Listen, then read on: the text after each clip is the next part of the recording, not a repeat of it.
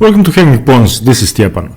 We'll continue the coverage of round 8 of the candidates tournament with a very instructional Queen's Gambit declined battle between Alexander Grischuk and Vladimir Kramnik with the black pieces. Before this round, both players were at 50% with 3.5 out of 7, not such a good score considering that winning is the only thing that matters in the candidates, so both were definitely looking for a win in this game, and Grischuk started the game with the English opening, pawn to c4.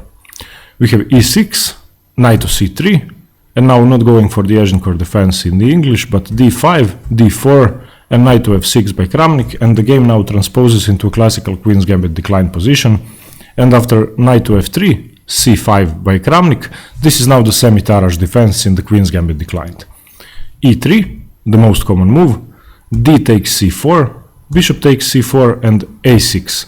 And most common moves for white in this position are either queen to e2, castles short or kingside, or bishop to d3 retreating, but Grischuk immediately deviates from the mainline theory, perhaps trying to get Kramnik out of his preparation, and plays bishop to b3, which isn't as common as bishop to d3, and at least visually it would seem to reduce the scope of the bishop on c1, since it will now not be able to develop on b2 that easily, but the move is by no means bad, and Kramnik responds with b5, immediately striking on the queen side, and Grischuk follows the principle of advancing in the center if your opponent expands on the sides, and plays the active move e4.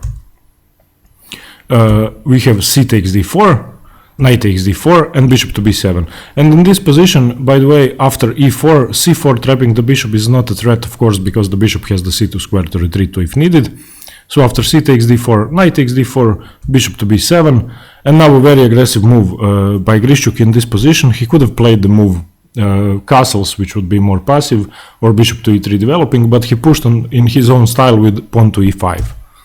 And the knight is forced to move. Kramnik doesn't retreat but advances the knight to e4, even though retreating to d7 was more precise, because if white takes on e4, bishop takes e4 and castles, white will stand better. But Grischuk doesn't take, he plays castles, allowing Kramnik to ruin his pawn structure unnecessarily. A strange decision, I must say. So Kramnik takes, knight takes c3, b takes c3, and knight to c6.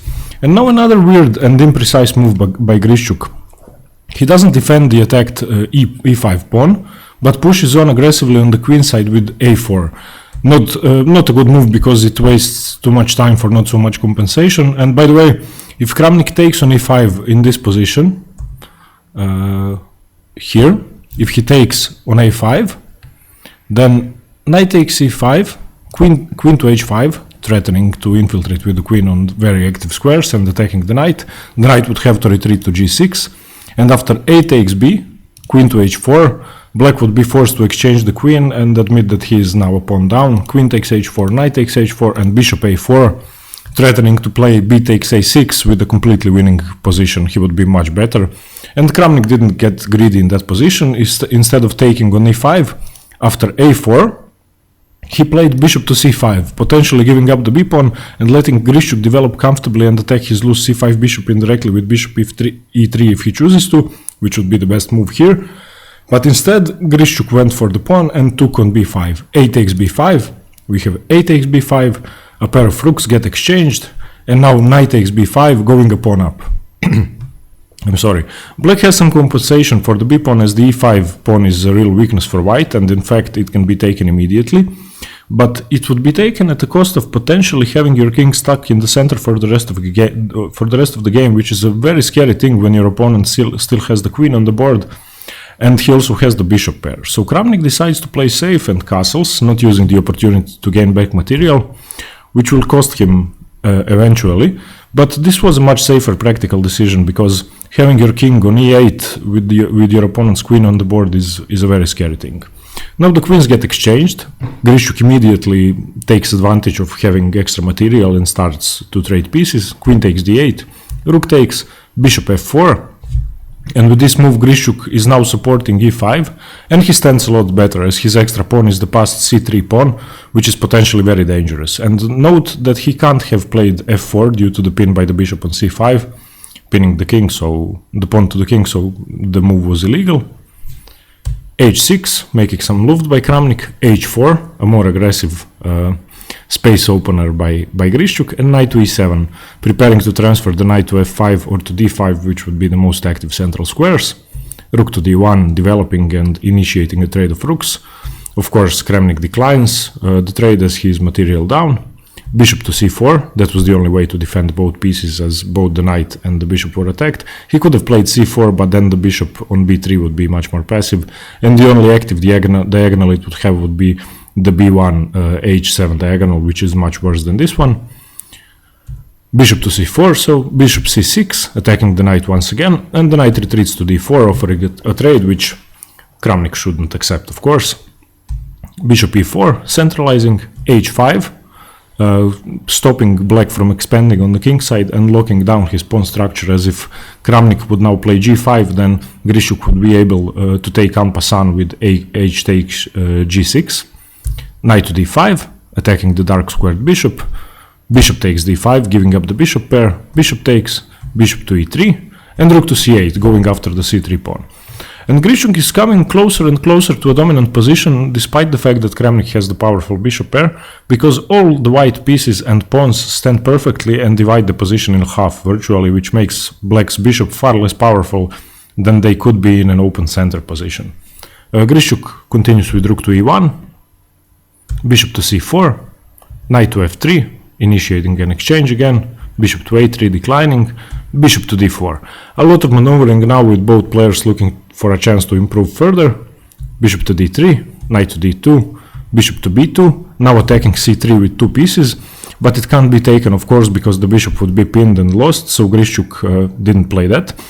Kramnik didn't play that. If he had taken with bishop takes c3, then simply rook to c1, pinning the bishop, and the exchange is lost for black. He would have to play bishop takes d4, and now rook takes c8, completely winning for Grischuk. So after knight to d2, bishop to b2, and knight to f1 by Grischuk, of course Kramnik didn't take. We have rook to c4, developing the rook to a more active square, and in some positions threatening to take the bishop. Rook to e3, attacking the bishop on d3. Bishop to f5, retreating. Knight to g3, attacking the bishop once again. It goes to h7. And now king to h2. Grischuk is starting to march his king up the board, which is a very active plan and the best plan in this position. Bishop to c1, attacking the rook. Rook e2. Bishop f4. King h3. Rook a4 and king g4 now by Grischuk, and with this king advanced towards the center and into active play, Grischuk's advantage has risen steeply as he now virtually has an extra piece in the attack, while Kramnik's king is still stuck on g8, and the game continues with bishop to c1. Kramnik is just repeating moves and he has no active plan and no way actually to improve his position. King to f3, improving the king a bit more. Bishop to d3, attacking the rook. Rook e1, bishop b2. King to e3, and now the king is in the perfect position to defend the c3 pawn and attack black's attacking pieces in the center. c2 with the bishop, king to d2, attacking once again, bishop to b3, and rook to b1, now attacking both bishops and forcing Kramnik to defend passively with rook a2, because both bishops were attacked and moving one would just lose the other. King to d3, making sure that there are no discoveries by the rook and getting the king into safety. Bishop to a4, knight to e4, a powerful centralizing move, getting the knight to the best possible square, and you can imagine the knight going to c5, harassing the a4 bishop and also preventing the rook from ever coming to b3. Bishop to a3, stopping that. King to e3, bishop c2, once again repeating by Kramnik and now attacking the rook and the knight, but he isn't really threatening to take the knight on e4 because his bishop is far more useful. Rook e1, bishop b3, and now g4. Now that all Grischuk's pieces are defended and optimally placed and his king is centralized, he finally starts pushing his pawns and expanding on the king side, and he's now almost completely winning, even though it's only a pawn up, but it will still take time and patience to convert. We have a lot of maneuvering moves again. Bishop to d5, king to d3, bishop e7. Kramnik is trying to make something happen with his bishop pair, but with the central structure Grischuk has with the pawn on c3 and the pawn on e5 and with the bishop in between defending them, there really isn't too many infiltration squares he can use. And the f2 pawn is actually very useful for white's position because it's stopping the rook on a2 from ever infiltrating the king side, and the rook on e1 is stopping the rook from infiltrating via the a1 square and then going to g1, attacking g4. So we have rook to b1, rook a8, he has to stop the rook from coming to the back rank, f4, expanding once more in the center, bishop h4, rook h1 attacking the bishop, it retreats to d8, rook to b1 repeating, bishop to c7, now the bishop is stopping from rook from ever coming to b8, so the rook on a8 is free to move, king e3, king h7, knight to d6, and of course in this position if Kramnik takes the knight on d6, he would lose almost instantly as the d6 pawn would be unstoppable from queening, king to g8, rook b5, bishop to c6 attacking the rook, it goes to b4, bishop d8, bishop to b6, now initiating an exchange, bishop h4, declining of course, because if he trades another piece then he's just lost, the c3 pawn is too strong, bishop d4, once again getting the bishop into his perfect outpost and stopping black from ever infiltrating the position, bishop g2, trying to attack the g4 pawn via the h3 square, rook to b2, bishop to c6, again a lot of maneuvering by both sides, but unfortunately for Kramnik there is nothing he can do to improve, he's just literally waiting to lose, while Grischuk is working his way up the board and little by little getting a more dominant position. And the game continues for a while with rook to b6, attacking the bishop, bishop g2, rook b2, bishop c6, rook to b3, bishop to g3, and now it's c4. Grischuk has realized that he can't really improve by maneuvering his knight and rook to any better squares, and not repeating, of course, he doesn't want to draw. But he now tries to make his c pawn, his passed c pawn more dangerous, as one square closer to queening can sometimes mean a huge difference. And even if it doesn't seem too dangerous now, 4 squares away from queening, it could change very soon. We have bishop to h2, f5 now, expanding, e takes f, knight takes f, king h7, and bishop to b2 by Grischuk, and rook e8, now attacking the weak e pawn twice, and there is no way for Grischuk to defend, so he plays knight to d6, attacking the rook, not giving black time to take the pawn unless he wants to lose the exchange, so Kramnik plays rook to e7, and rook to b8, and in this position Kramnik made his first mistake, or his biggest mistake of the game. He could have taken the e-pawn, but he increases the pressure with f6, which is actually a very big blunder, as he will have no time to take the pawn later on. Rook to c8 first by Grischuk attacking the bishop, and after bishop to h1, knight to f5, completely tricking Kramnik, not giving him a chance to take the e-pawn now as the rook is attacked again. And this was terrible play by Vladimir. He should have taken the pawn while he had time, not going for f6, and Grischuk should be praised for the way he handled this position. He managed to get everything he wanted, and he even got the e-pawn closer to becoming a queen if he advances, and also he can just exchange the pawns, so that's what happens. After the rook retreats, he takes with e takes f6. We have rook to b3 check, but the checks aren't that long lasting. And of course, he shouldn't really be taking the bishop on b2 because white would be just completely winning. If he takes after bishop to c3, Grischuk just covered the check. And if he takes the bishop here with rook c3, then king to d4, just attacking the rook, gaining a tempo. And after that, f takes g would be completely winning because there would be no way, absolutely no way for Kramnik to stop the g pawn from queening, as the rook would be stuck on c3. So let me just show you that variation. If he takes here, then in this position it's just completely busted. He can do nothing. He can do absolutely nothing, because wherever he retreats the rook, let's say here, if he takes, the pawn will be queening and it's just completely lost. So after he takes f6, rook to b3 check, bishop c3, he just took the pawn with g takes f6, which is the best possible move. King to d2, now saving the bishop as there is no longer an option to queen the pawn. Bishop to f4 check. Now the bishop pair comes into play, and it is dangerous, but in the combination with the rook, the two bishops can't really create a mating attack, while the c3 bishop is defending so many key squares, and the knight on f5 is also covering e3 and e4, and it's just completely lost for Kramnik. He plays king to c2 in this position by Grischuk, rook to b8, initiating a trade of rooks. It happens, and this trade of rooks was initiated by Kramnik. Perhaps he was thinking that his double bishop endgame was a draw, and sadly for him he was just wrong. He was just wrong. And he was playing Grischuk. That's another unfortunate thing for him. And Grischuk is known for getting the maximum out of drawn positions, and he never agrees to a draw if there is any chance of winning.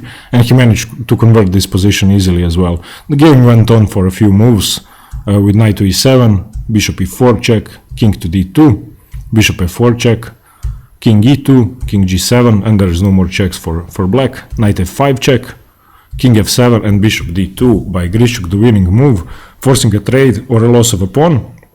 But even with the exchange of pieces, the h-pawn will become virtually indefensible, and the position is now completely busted for Kramnik.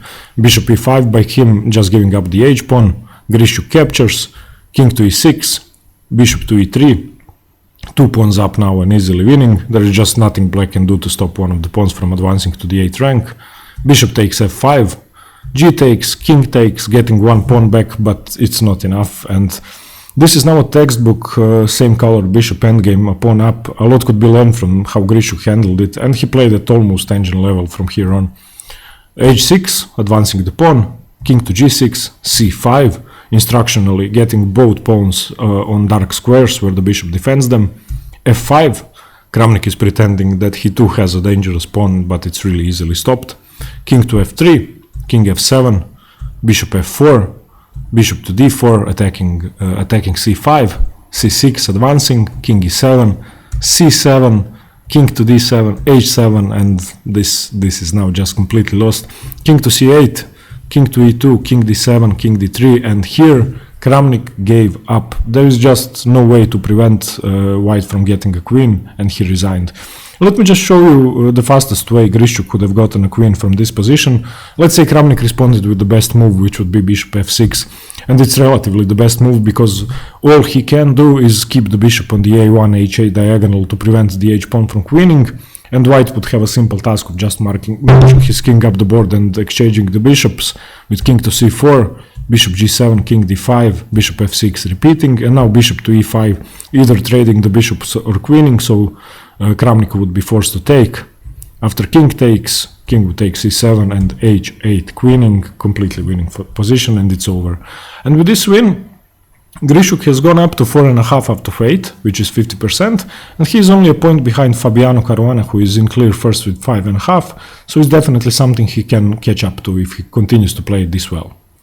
Okay everyone, thanks for watching. I hope you got something from this instructional Semi-Tarrasch Queen's Gambit Declined, and see you soon for more games from the candidates, as I will be covering all of them. Cheers, bye, have a nice evening, or day, or morning.